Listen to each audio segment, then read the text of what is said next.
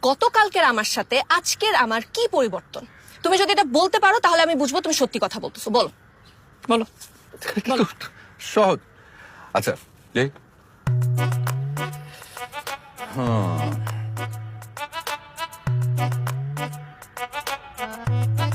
তোমার ভুঁড়ি বাড়ছে।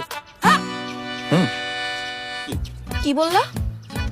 ভুঁড়ি দেখো বাড়ছে। মানে এই আমার বোন প্রত্যেকদিন জিম করে আর তোর কাছে মনে হলো যে ওর ভুঁড়ি বাড়ছে?